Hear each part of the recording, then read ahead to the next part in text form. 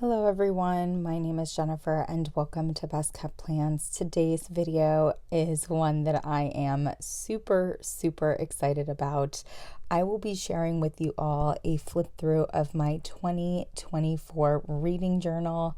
If you're interested in seeing that, please stick around.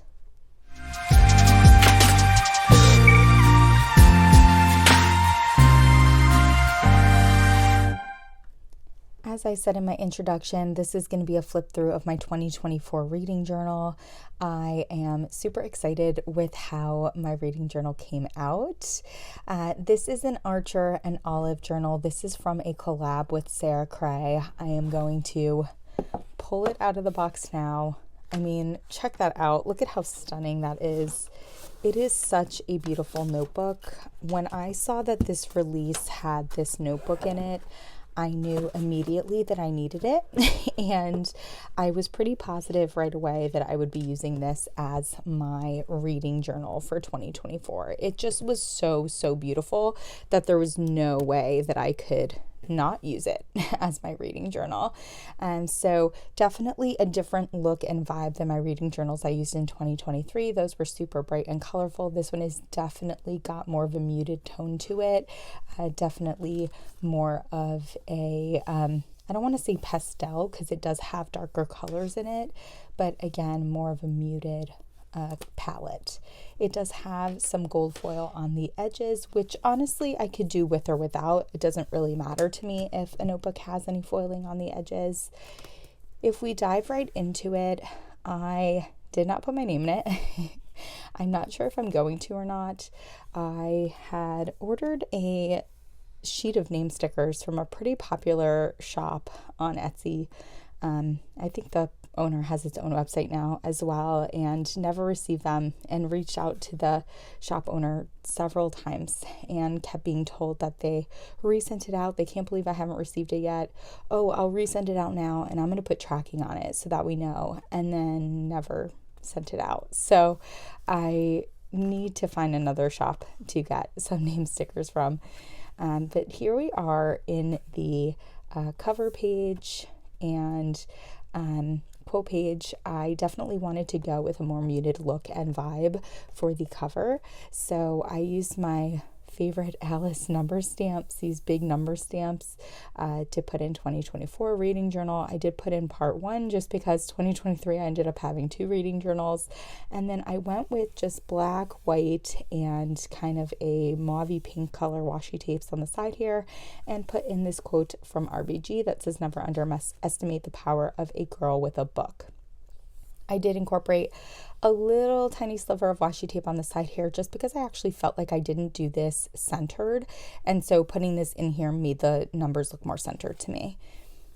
Next, we go right into my to be read list, and because of the way that these squares are for each book that I'm going to put in, I had some extra room on the bottom of most of the pages. So again, I did do that thing where I put in a little sliver of washi tape. I thought that was just a fun way to add a little bit of deco. And I did do 8 pages, which worked well for me last year. And then I'm going right into my Reading Rainbow spread, which has been my favorite book spread for the last couple of years. I'm going with some different colors for the Reading Rainbow this year, which I'm excited about.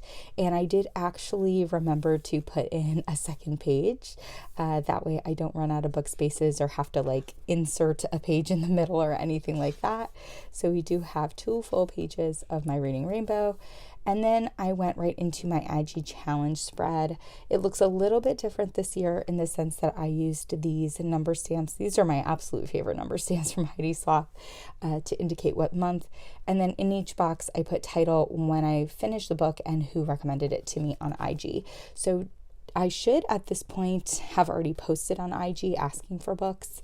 And usually I try to do at least the first 6 months, and then maybe getting closer to June, I post again for the second 6 months. But certainly if you have a recommendation for me for this challenge, don't hesitate to shoot me a message on Instagram. Next, I have my A to Z challenge. I used some different number stamps for this one. These are from Close to My Heart. I love the way that they look. And then I went into a new challenge. This is the genre challenge. I don't know what sparked me to do this, but I just thought it would be really fun to try and read one book from multiple different genres. There are definitely some that I'm excited about or I think won't be a big deal to do, like mystery thriller, romance, fantasy, poetry, but there are others that I am a little bit more concerned about, like classic, like horror. Those I'm a little bit more worried about, but I do think this is going to be a way for me to kind of branch out of my comfort zone, which is really, really exciting. Similar to what I did last year, I do have two separate specific genre challenges. Last year, my genres that I did for this were mystery, thriller, and poetry. This year, I want to dive even deeper into fantasy, so I did fantasy and then nonfiction. Now, I am also trying to be realistic with myself. I do think it's realistic that I could read one fantasy book every month of the year, which is why you see January through December listed here. I do not think it's realistic that I'll read 12 nonfiction books, so I only made myself 6 boxes in the hopes that I will read 6 nonfiction books, and you never know. I may read one in January and then not read another until April. So I'm not making it so that I have to read one a month or one every other month. I'm just wanting to read 6 in general. Next, we have something new for me. This is 24 books in 2024. I have never done something like this before, but I thought it would be really fun. And I also thought it would be a great way for me to try and read a lot of books that I physically own but haven't gotten to yet. So I decided to print out the book covers for this, and then I put a little box here to check it off once I read it, as well as the date that I finish reading the book. So the books that I chose for this are On Earth We're Briefly Gorgeous by Ocean Vuong, St. Ambrose School for Girls by Jessica Ward, I think, Tomorrow and Tomorrow and Tomorrow by Gabrielle Zevin, You Made a Fool of Death with Your Beauty by Akwaeke Emezi, The Atlas Complex by Olivia Blake, which is the only one that I don't actually own yet. That is a new release coming out in January, but I loved the first 2 books in this series and know that I'm going to want to dive right into this one right away. I put Persuasion by Jane Austen, By a Thread by Lucy Score, The House in the Cerulean Sea by T.J. Klune, Midnight Library by Matt Haig, Dance of Thieves, I don't know who wrote that, Have I Told You This Already by Lauren Graham, Love Theoretically by Ali Hazelwood, which I can't believe I still haven't read yet because I bought it when it came out, so it's silly that I haven't read it yet. Is Everyone Hanging Out Without Me by Mindy Kaling, Magnolia Park's Into the Dark. Okay, this is a second new release. I forgot that I had put that one on there. And that's actually the new US covers, which I would have loved to put the OG cover of it on there, but that hasn't been released yet.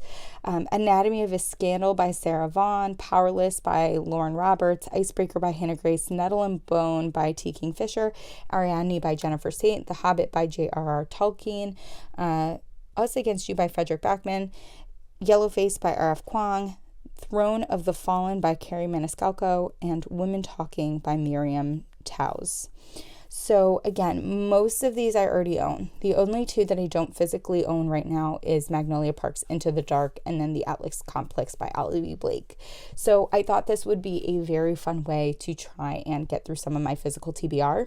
I also can utilize some of these to fulfill other reading challenges. So Have I Told You This Already is nonfiction, as is Everyone Hanging Out Without Me. So I can use that for my nonfiction challenge.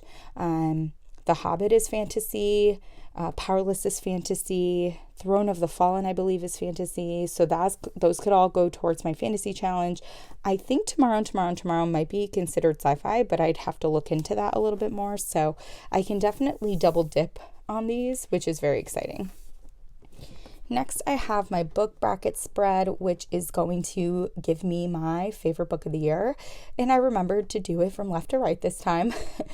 So it's going to have every favorite book of the month over here.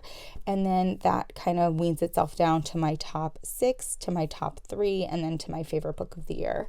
Again, for these intro pages, I went really minimal. Like, I have gone absolutely bananas with my intro pages in previous reading journals, and this time around I just wanted things to be a little bit more minimal.